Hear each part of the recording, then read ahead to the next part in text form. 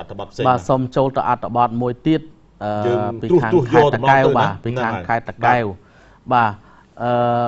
មន្ត្រីគយឈ្មោះប្រុសជាអ្នកចេញមុខការរត់ការទំនិញតាមច្រកព្រំដែនកំពង់កសាំងបាទច្រកព្រំដែនកំពង់កសាំងនេះគឺច្រកនៅក្នុងស្រុកបរិយជលសានៅក្នុងខេត្តតាកែវបាទវាភ្ជាប់ព្រំបន្ទល់បរិយជលសានិង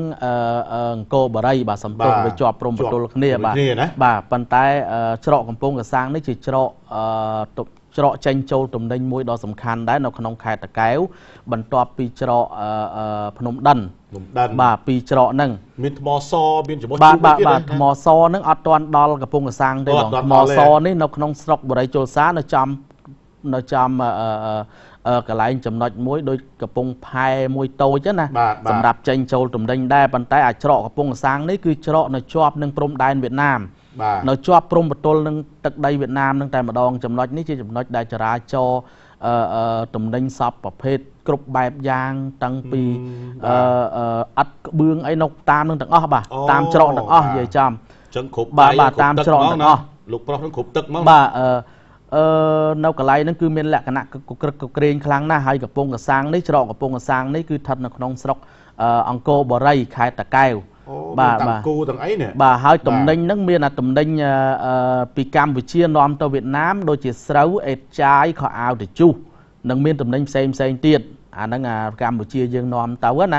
បាទដឹកតាមស្រូវដឹកស្រូវតាមទូកតាមអីធំណាព្រោះកន្លែងហ្នឹងវាមានផ្លូវទឹកបង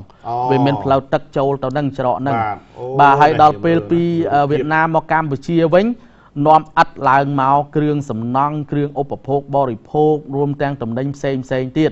ហើយទំនិញទាំងអស់នោះត្រូវបានប្រភពព័ត៌មានយើងផ្ដល់ជូនមកថាកិច្ចពន្ធទៀតភាគច្រើន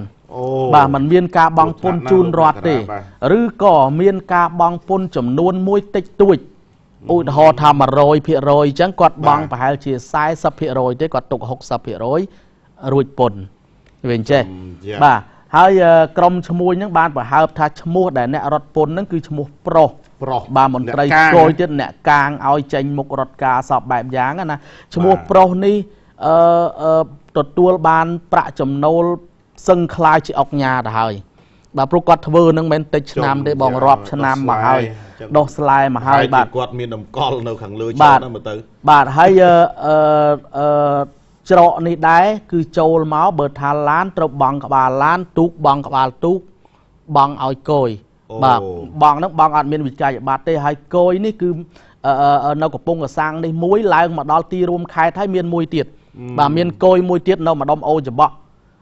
បើអស់លោកជីកទៅម្ដុំអូចបក់ហ្នឹងអង្គុយមើលមកសបក់អត់ក្រោម30-40ឡាននេះគឺចូលទៅហុចលុយចេញមកវិញចូលទៅហុចលុយចេញមកវិញហ្មងបាទមួយឡានមាន 5-6 ម៉ឺនមាន 10 ម៉ឺនអាស្រ័យទៅលើតំណែងតិចច្រើនប្រហែលទៅបាទ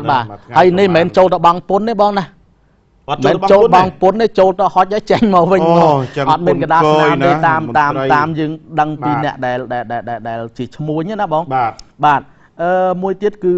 គាត់ថាប្រភពចំណូលនឹងត្រូវបានប្រភពព័ត៌មានអះអាងថាចូលកប៉ៅសុតហ្មងចូលកប៉ៅមន្ត្រីគយនឹងសុតហ្មងហើយនៅក្នុងហ្នឹងមានលោកកែវវណ្ណីជាប្រធានសាខាគយនិងរដ្ឋកោប្រចាំខេត្តតាកែវជាអ្នកទទួលខុសត្រូវលើ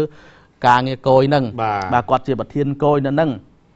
ហើយឈ្មោះរកស៊ីតំណែងហ្នឹងគាត់បានខ្សឹបអ្នកយកព័ត៌មានយើងថាគយប្រចាំការនៅអូចបក់ហ្នឹងថាដឹកតិចឬក៏ច្រើនក៏ត្រូវតែបង់លុយតាមការកំណត់របស់គយបើមិនបង់ទេគឺគម្រាមចាប់